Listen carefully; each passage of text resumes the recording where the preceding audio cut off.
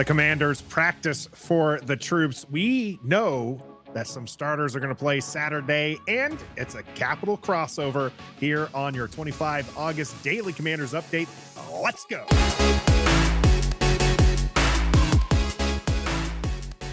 Greetings and salutations. Welcome to Ref the District. I'm Nathan Perry. That's the Stoner. We are on the Believe Network and bringing you your daily Commanders update here for the 25th of August. Game day is upon us. It's tomorrow. We've got news on who is going to start. But first, Stoner, something we can appreciate as Air Force veterans ourselves.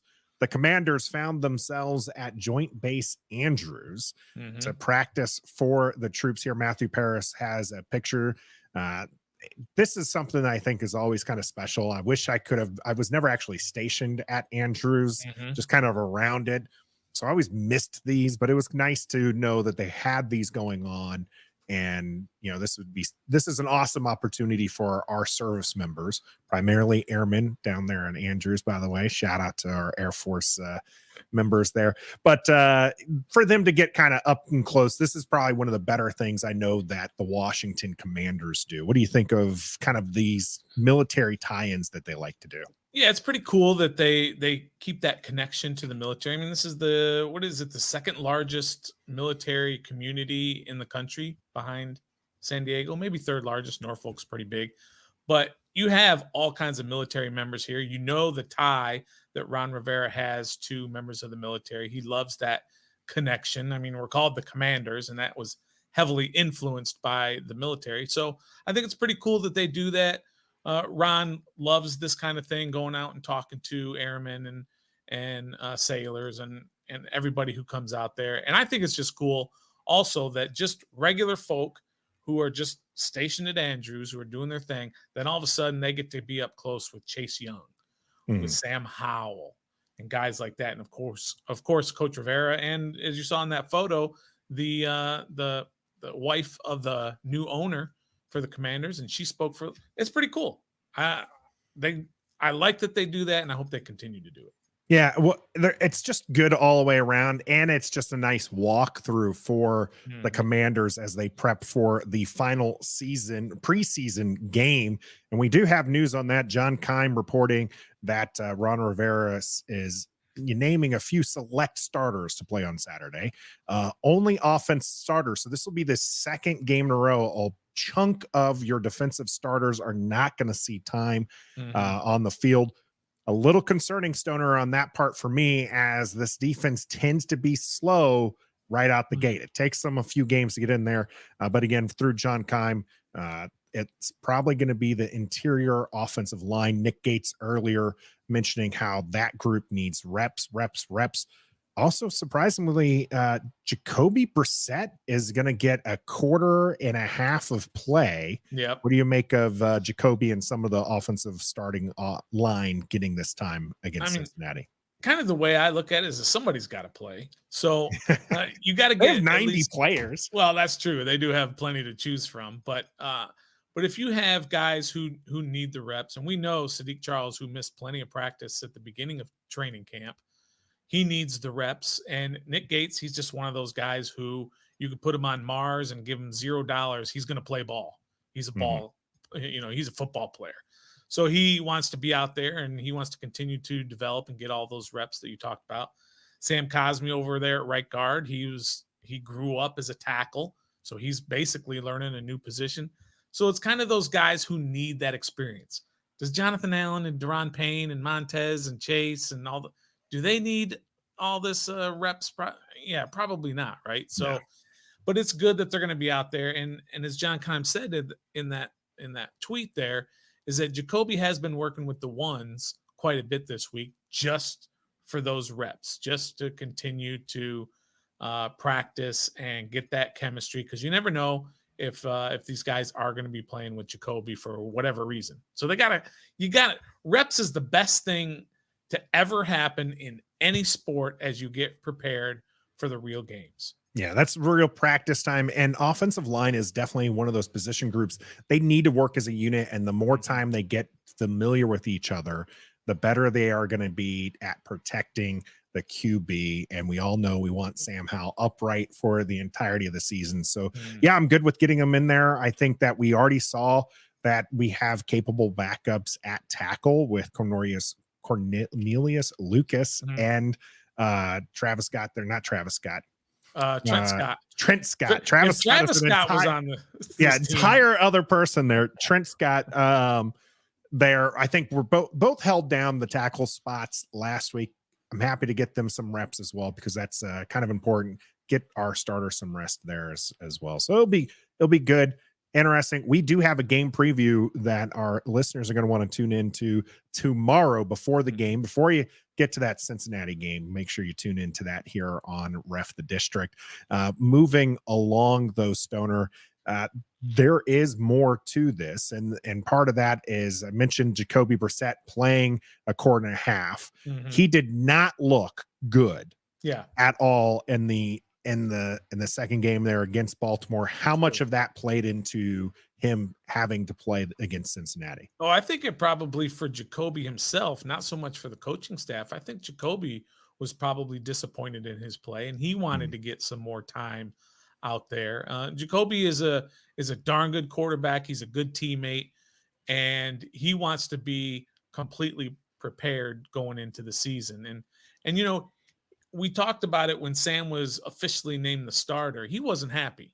He thought he had proven himself in training camp that he could have been the QB1. So maybe that kind of carried over into the Baltimore game, because it was kind of right about that time where he was informed of that decision. So maybe that got into his head in a little bit, and he's like, okay, my head's clear. I'm back. I'm focused. Let me get out there for a quarter and a half, whatever. Let me get that chemistry and then get out and get ready for the regular season. Yeah, I think it's important for him to come back against Cincinnati and get those reps and get quality, play in, because it was a rough outing at Baltimore. And like you said, this isn't a bad quarterback. This is a good backup quarterback for Washington to have.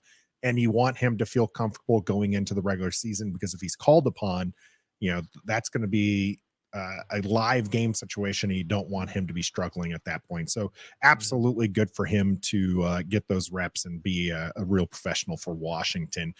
Moving along here, Sam Fortier bringing up that there's going to be what's called the Capital Crossover.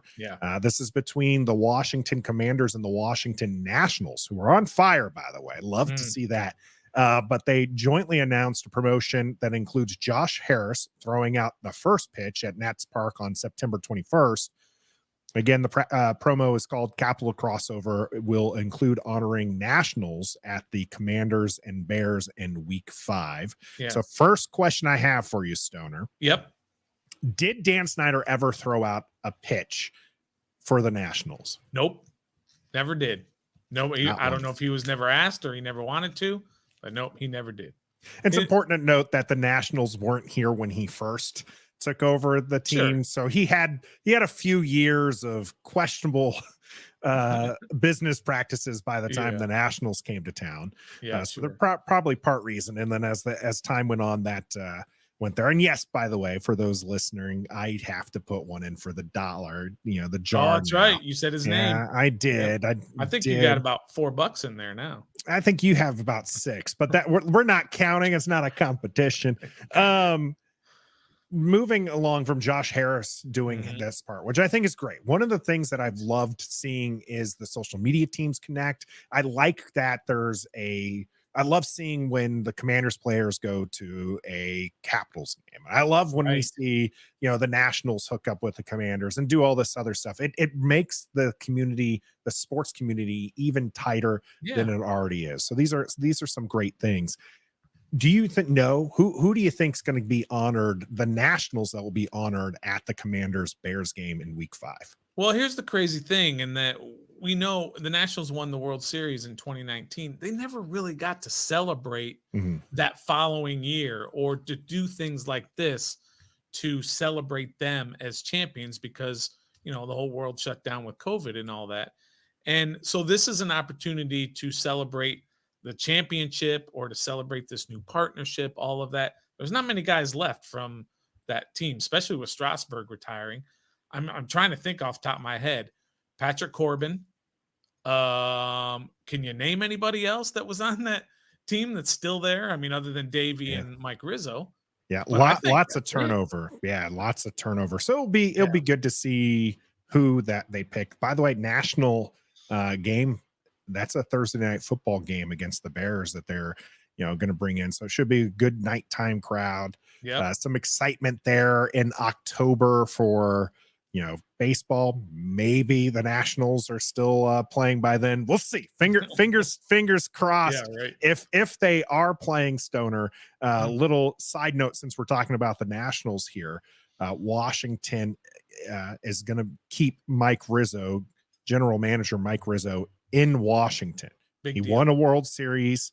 It's, to me, this is, as mentioned here in the tweet by Bob Nightingale, it's well deserved. I mean, you bring in a World Series to DC, and then while there's a lot of frustration with dealing away star players, Washington right now, the Washington Nationals look like they're set up to kind of not maybe make a World Series run, but at least there's a young, exciting team, and the prospects they're all starting to pan out. So this is starting to look like a very exciting team to watch. No offense to the Beard and the rest of you Orioles fans, but Washington Nationals look like they're going to be here to stay. Yeah, as they have one of the best records since the All-Star break. Yeah, I think they're 23-15 since the All-Star break. They've won like 8 of their last 9 series, something like that. They just took 2 out of 3 from the Yankees at Yankee Stadium. But Mike Rizzo deserves a ton of credit. He built the team that ended up winning the championship. Let's not forget that. He came over from Arizona, and he started from absolute scratch. They had nothing. He drafted Strasburg. He drafted Harper, Rendon. He signed Juan Soto. He traded for Trey Turner. He signed Max Scherzer, Corbin, all of these. The core of the team that won the series, that was all him. And so he saw it all the way through. Then obviously they ended up blowing it all up, and now he's building it again. He needs to see this one through too, because he's even said, look, I know how to build a championship team. I've done it before, and I'm going to do it again. Mike Rizzo said that. I'm going to build a championship team again. And you want him to do it here. He probably could have got a lot more money to go to Chicago. The White Sox are now out of a GM, and that's his hometown. But he makes plenty of money. He makes like $4 million a year. So, but what would you have done if the White Sox had offered you $8 million? You might have to go. But it looks like they signed him. That's fantastic. He deserves the opportunity to see this second rebuild through. Absolutely. Sneak in a little bit of our Nationals into your Daily Commanders update here for the 25th of August. As mentioned, our game preview will be out on Saturday, so make sure you tune to that. No live game stream as we are all going to be out of pocket, but don't worry, I will be bringing you your day after reckoning, so be sure to tune into that on Sunday, and we'll be back with another Daily Commanders update on Monday. But until next time, glad you're back, Rizzo. Be a fan.